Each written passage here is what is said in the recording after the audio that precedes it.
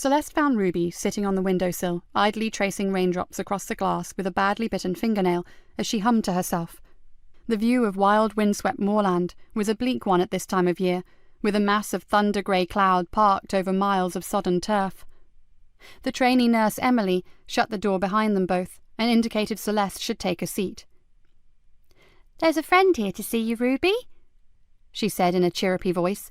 "Do you remember asking her to visit? Her name's Celeste." Ruby turned around so quickly it made Celeste's heart skitter. "Hello, love. Remember me?" Ruby's eyes were a startlingly pale blue, lighting up gaunt features old before their time. Her hair, the colour of weak tea, was worn tucked behind her ears, a slight smile playing around her lips. Tap-tap-tapping her feet, which were drawn up to her chest, she stopped humming while she examined Celeste from the tips of her sensible shoes to the top of her scarlet hairdo. "Never seen you before in my life," she said in a contemptuous voice. "Love." Emily interjected. "Ruby?" Ruby smirked. "Sorry, you've got me." She turned back to the view and resumed humming the tune. 24 blackbirds baked in a pie. When the pie was opened, the birds began to sing. "She means Eve," Emily whispered to Celeste. "Eve's a teenager who steps in to protect Ruby. She's really bolshy." "That's a nice nursery rhyme," Celeste said. "Where did you learn it? At school?"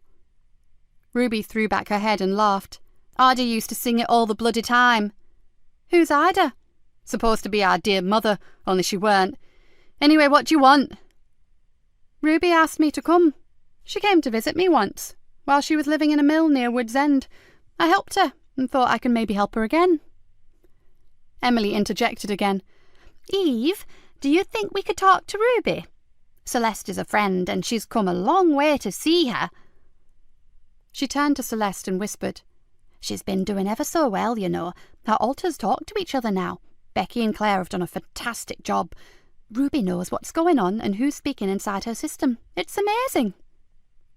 Celeste focused on Ruby, who had turned to stare at her again.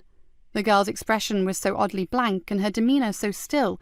She had the appearance of one who'd been lobotomized, almost like a waxwork. "Ruby?" After what seemed like an age, with only the sound of the overhead fluorescent lights buzzing and the wind buffeting the window, a light finally flickered in her eyes. "You all right, love?"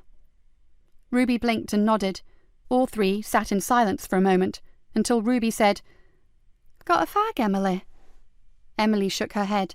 "Go get me one, eh? I'm all right, I promise." Emily raised her eyes to the ceiling. "You'd better be.